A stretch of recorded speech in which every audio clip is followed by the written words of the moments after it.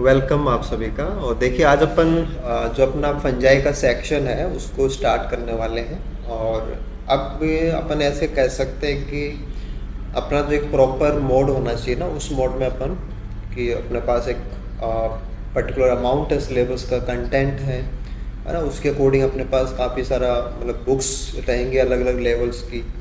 तो एग्ज़ाम के अंदर जैसे एक तो बेसिक जो नॉलेज होता है वो होना चाहिए, आपको सब्जेक्ट के बारे में पता होना चाहिए। एक क्वेश्चनेबल चीज़ें हैं वो पता होना चाहिए और मैक्सिमम लेवल पे होना चाहिए, है ना। तो हमारा जो प्रयास है कि चाहे आप एग्रीकल्चर ऑफिसर के लिए जा रहे हो, चाहे आप असिस्टेंट प्रोफेसर के लिए जा रहे हो, दोनों में ही फंजाई बहुत इम्पोर्टेंट सेक्शन है। तो जैसा कि मैंने आपको बुक्स भी सजेस्ट कर रखी हैं, उसमें भी मैंने आपको बताया हुआ है कि दो लेवल हैं। देखो आपके, एक तो आपका बीएससी का बुक आता है ना, जो सिंह पांडे जैन सर का बुक आता है रस्तोगी पब्लिकेशन। वो आपका पहला स्टेप होता है कि उसमें आप शुरू में पढ़ लो कि फंजाई के बारे में आपको काफ़ी कुछ वहाँ पे है, तो उससे आपको इजी रहता है कि आप हिंदी में आराम से कवर कर लोगे। जैसे आपकी वो बुक पूरी हो जाती है फंजाई का सेक्शन, देन आपको जो नेक्स्ट हायर लेवल बुक है जो कि अपन यहाँ पे यूज़ कर, जो आपका पीजी लेवल के स्टूडेंट्स हैं थ्रू आउट, चाहे आप इंडिया के किसी भी इंस्टीट्यूट की बात करें तो हर जगह पे बुक को बहुत प्रेफर किया जाता है, बहुत ऐसे ऑथेंटिक बुक्स में मानी जाती है। तो हमारा जो लेवल होता है ना वो दो लेवल है। जैसे कई बार तो क्या, जैसे आप जो स्कूल लेवल की बुक्स है उनको भी पढ़ते हैं, ठीक है, वो एक ऐसा है कि भाई आपको लगे तो आप कर सकते हो। Otherwise BSc and PG standard की जो बुक्स हैं दे आर क्वाइट है ना, उसमें कंटेंट बहुत सारा आ जाता है, मतलब कि एक्सपेक्टेड जितना होता है ना उतना सारा कंटेंट इनमें होता है। फिर साथ में अपन क्वेश्चन करते हैं तो जो कुछ इसमें होता नहीं है या ऐसा होता है कि जो इसमें कम है तो वो उसमें ऐड हो जाता है। ठीक है, तो चलिए अपन स्टार्ट करते हैं। और आज अपन जो पहले क्लास रहेगी उसमें फंजाई के जो जनरल करैक्टर्स हैं उनके बारे में पढ़ेंगे। देखो लास्ट जो टाइम रहा है उसमें अपन ने पैथोलॉजी के रिगार्डिंग कुछ चीज़ें हैं, है ना, क्लासेज हमारी हुई हैं, तो वहाँ से बहुत कुछ हमने फंगल डिजीज़ के बारे में पढ़ लिया है। तो फंगल डिजीज़ से भी क्या है कि फंजाई के कुछ कुछ जो आस्पेक्ट हैं, चाहे वो ओमाइसीट के हों, चाहे वो आपके एस्को हों, बेसिडियो हों, डोटेरो हों, तो बहुत सारी चीज़ें हमारे पास आई हैं। ठीक है, अब देखो साथ में क्या है कि जैसे आपके पास बुक होती है तो बुक को भी पढ़ने का एक तरीका होता है। जैसे पहला तो क्या होता है कि आपको जब भी कोई बुक पढ़नी होती है तो आप बिल्कुल से स्ट्रेस फ्री रहें, तनाव नहीं होना चाहिए। ऐसे नहीं कि मुझे ये याद करना है या मेरे को ये अभी याद होना चाहिए, ऐसा कुछ नहीं है ना। बुक्स को बहुत सिंपली पढ़ना होता है। जैसे आप यहाँ देखेंगे तो देखो ये जो पेन लिखा हुआ है कि fungi the plural of the word fungus, है ना। टू फ्लोरिश इसका मीनिंग होता है, मशरूम से इसका ऐसे एक जनरल मीनिंग निकलता है। तो this is only about to read out, बस कि पढ़ लेना है और पढ़ के छोड़ देना है, इसका कोई सेंस नहीं है। मतलब ऐसा एग्जामिनेशन के हिसाब से इसका कोई लेना देना नहीं है। हाँ बट ठीक है, आपका ऐसे होना चाहिए मैंने चीज़ें पढ़ी हुई है तो आपको छोड़ना कुछ नहीं है, लाइन टू लाइन आपको सारा पढ़ लेना है। हाँ जहाँ काम का है दैट इज। अब जैसे कि अपन सब जानते हैं कि फंजाई का जहाँ पे अपन पूरा स्टडी करते हैं, जैसे एल्गी वाला फाइकोलॉजी है ना, और फंजाई वाला माइकोलॉजी है, ब्रायोलॉजी है, टेरिडोलॉजी है, तो दैट इज सिंपली मीनिंग्स, है ना। ये अपन जैसे इस लेवल पे हैं तो we know all about this, है ना, कि हमें कोई ज़्यादा इससे कोई मतलब नहीं होता। ठीक है, हाँ अब ये कि जैसे ये क्या होता है कि जैसे आपके दिमाग में कुछ गया हुआ होता है या कुछ चीज़ें हमने देखी हुई होती हैं तो पता नहीं हमें कहाँ काम आती है। ठीक है, जैसे यीस्ट अपन जानते हैं कि ठीक है ये सिंगल सेलर्स होते हैं, मोल्ड्स हैं, है ना, जैसे स्लाइम मोल्ड्स आएंगे। अब स्लाइम मोल्ड्स में क्या है, जैसे स्लाइम मोल्ड का क्वेश्चन जो पूछा जाता है वो ये पूछा जाता है कि इनमें सेल वॉल नहीं होती।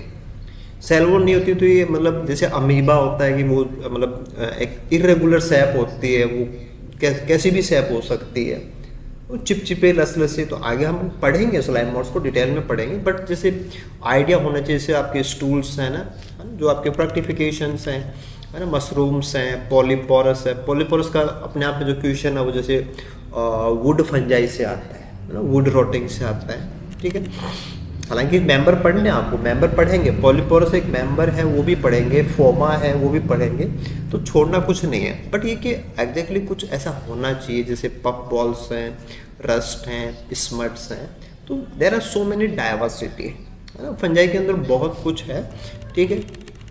हाँ, जैसे एक जो टर्म आ जाता है कि आपने माइकोलॉजिस्ट की बात की ना, तो इंडिया की रेफरेंस के अंदर जैसे आपने पैथोलॉजी पढ़ा है तो वहाँ पे नाम आया था अपने पास, है ना, कि प्रोफेसर E.J. बटलर जो हैं वो क्या है कि उन्होंने दोनों ही काम किए थे, है ना, इंडिया के अंदर जैसे भारत आज़ाद हुआ उससे पहले से ही वो काम कर रहे थे ना।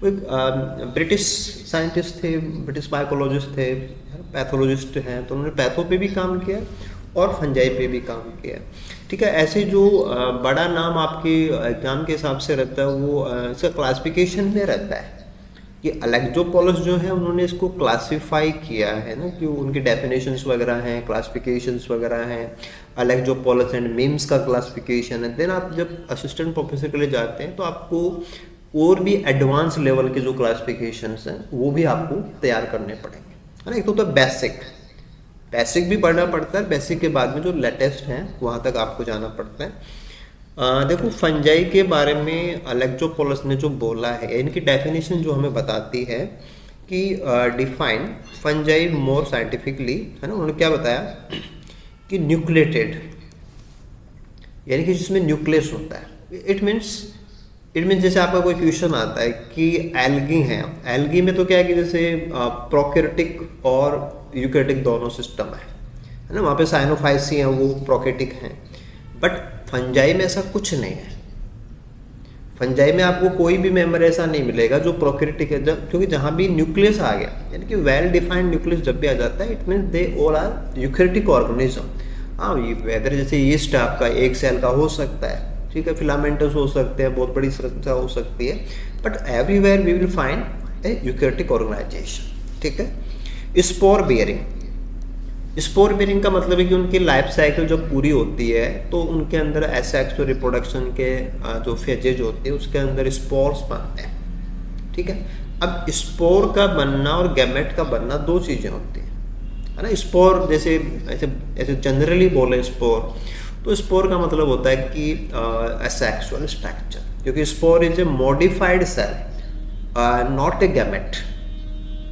गैमेट्स भी सेल होते हैं but they are generative cell, they are responsible for the जो आपका जो होता है ना, ये हेरिडिटी जो होती है, ये गैमेट्स के रूप में काम आते हैं। बट स्पोर्स एक प्रकार से मल्टीप्लिकेशन के काम आता है कि नंबर तेजी से, जैसे आपने डिजीज को सेकेंडरी इन्फेक्शन जहाँ भी पढ़े, तो सेकेंडरी इन्फेक्शन में क्या आता है, स्पोर्स आए थे, चाहे वो कोई सा भी फंगस आपने लिया, स्पोर्स बनते हैं ना। स्पोर्स से एक सामान्य शब्द हो जाता है, फिर जैसे आप कोनिडिया, ओइडिया ये सब बोलते हो, उसके वेरिएशंस हैं, राइट। एक क्लोरोफिलस, यानी कि उसमें क्लोरोफिल नहीं है, राइट। तो जो फंजाई है हमारे वो मतलब फोटोसिंथेसिस नहीं कर सकते, दे प्रोड्यूस सेक्सुअली।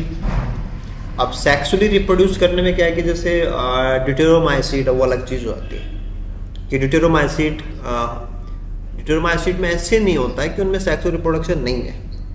ड्यूटेरोमाइसिड की कॉन्सेप्ट ये होती है कि उनमें सेक्सुअल रिप्रोडक्शन होता तो होगा बट हमें पता नहीं है, यानी कि वो हमें अज्ञात होता है। जैसे हम उसके बारे में जानते हैं, साइंटिस्ट को पता लगता है कि उसमें परफेक्ट स्टेज बन रही है, तो वो परफेक्ट स्टेज एस्को जैसी है तो उसको एस्को में कन्वर्ट कर देते हैं, बाद में ट्रांसफर कर देते हैं, या बेसिडियो जैसी है तो उसको बेसिडियो में ट्रांसफर कर देते हैं। तो टिल डेट जिनके बारे में हम सेक्सुअल साइकिल नहीं जानते, वो टेम्परेरी ड्यूटेरोमाइसिड में रखे जाते हैं ना, फॉर्म क्लासिफिकेशन सिस्टम होता है, ठीक है। हाँ, and whose filaments branch somatic structures are typically surrounded by cell walls. अब उनमें सेल वॉल का पाया जाना पूरे प्लांट किंगडम का करैक्टर है, ठीक है। अब सेल वॉल कहाँ नहीं मिलेगी, जैसे आपने कहा कि ये जो मॉलिक्यूल्स हैं, है ना, जैसे आपने अभी यहाँ पे ये स्लाइम मॉड्स की बात की, तो उनमें नहीं है। जैसे आप बैक्टीरिया की बात करेंगे, दे हैव सेल वॉल, है ना, एल्गी है, they have cell wall. Cell wall का कंपोजिशन क्या है वो अलग चीज़ होती है ना, जैसे सेलुलोज है, पेप्टिडोग्लाइकोन है, काइटिन है, वो ग्रुप टू ग्रुप वेरी करता है। बट सेल वॉल का पाया जाना is the essential character of the kingdom plant. तो प्लांट किंगडम का करेक्टर होता है। क्लोरोफिल्स का नहीं पाया जाना ये उसका आप बात कर रहे हैं कि मतलब वो सारे यूकैरियोटिक भी होंगे और बिना क्लोरोफिल वाले होंगे, स्पोर बेयरिंग होंगे, है ना, वो फंजाई हैं according to the concept of इलेक्ट्रोपोल्स।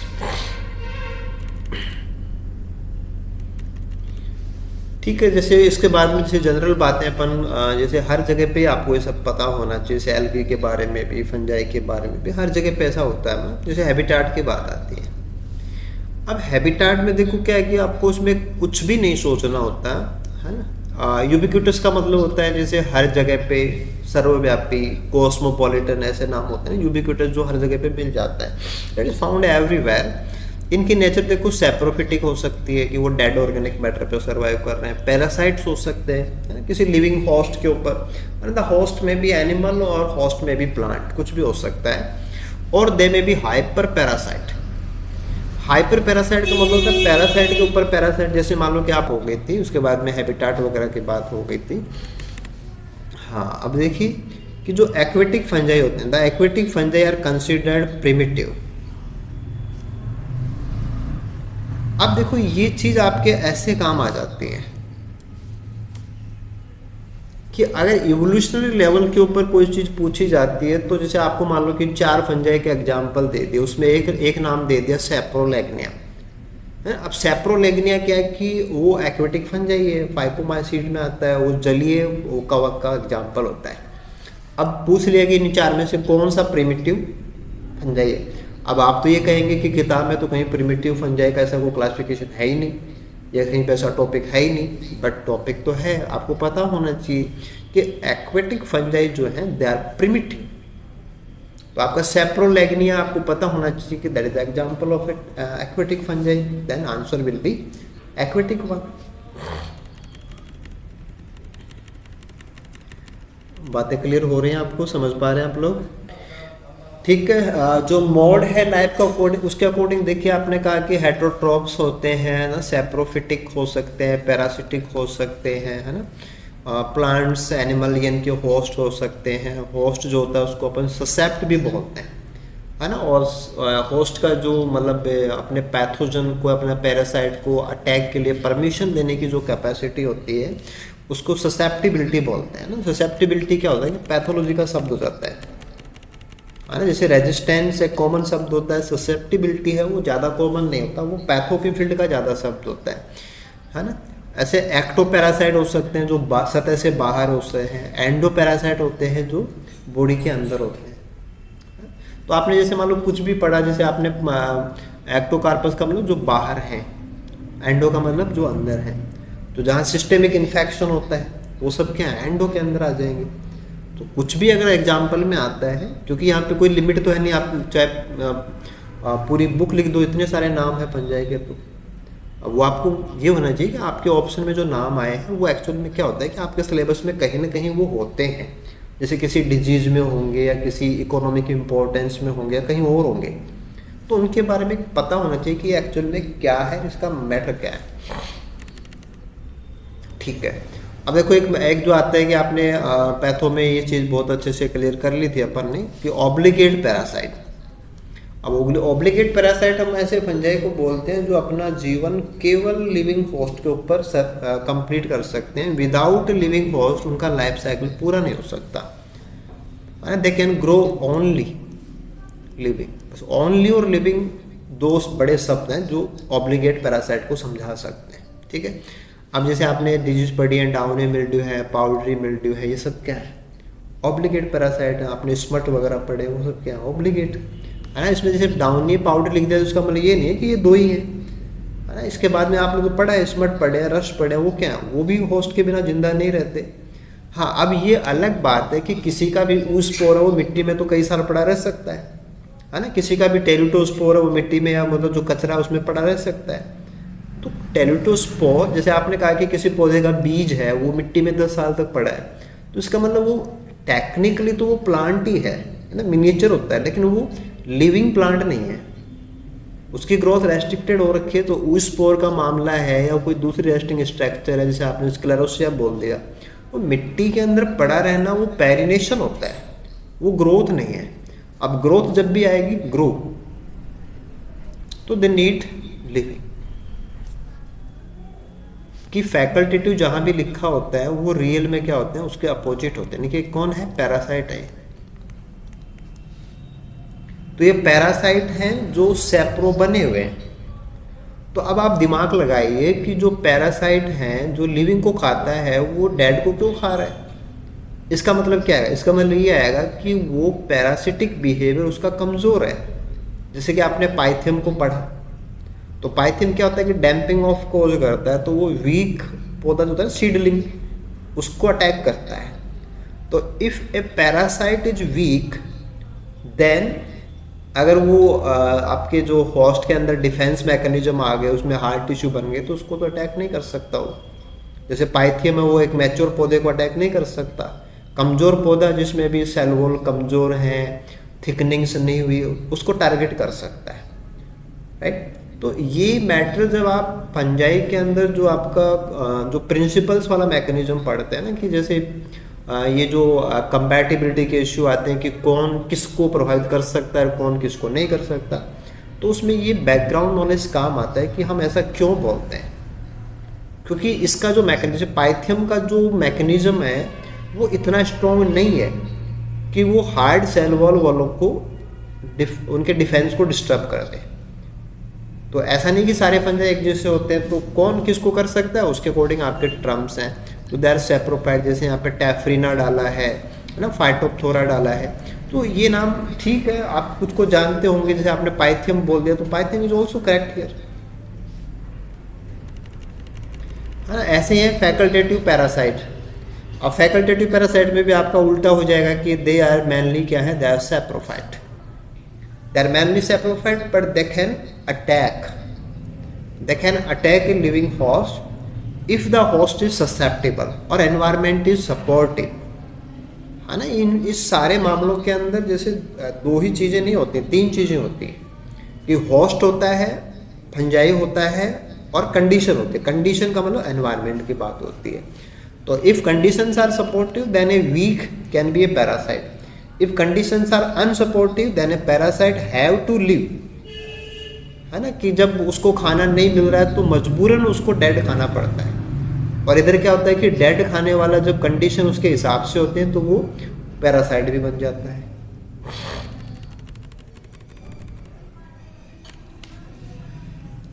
जैसे आपके एग्जांपल्स हैं, फ्यूजेरियम है, बोट्रिटिस है ना, ये एग्जांपल्स हो जाएंगे। ऐसे ऑब्लिगेट सैप्रो आते हैं। अब ऑब्लिगेट सैप्रो का मतलब है कि वो जब भी ग्रो करेंगे वो डेड को ही खाएंगे। तो इसमें मोस्टली क्या होते हैं, जो आपके जाइगोमाइसिड्स के मेंबर हैं, है ना। जैसे आपका म्यूकर है, पाइलोबोलस है, ये सब क्या है, दे आर ऑब्लिगेट सैप्रोफाइट। तो वो किसी लिविंग को अटैक किसी भी सूरत में नहीं कर सकते, चाहे उनके सामने कितना भी कमज़ोर लिविंग हो, उस पर अटैक नहीं कर सकते। They have to live only on dead. इसका मतलब क्या हुआ, इसका मतलब ये हुआ कि उनके पास जितनी भी एंजाइमेटिक मशीनरी है वो डेड को डिकम्पोज करने वाली है। लिविंग की सेल वॉल आ गई, लिविंग का क्यूटिकल आ गया, उनको डैमेज नहीं कर सकते, उनके अंदर लिविंग को डिग्रेड करने वाले सिस्टम नहीं होते हैं।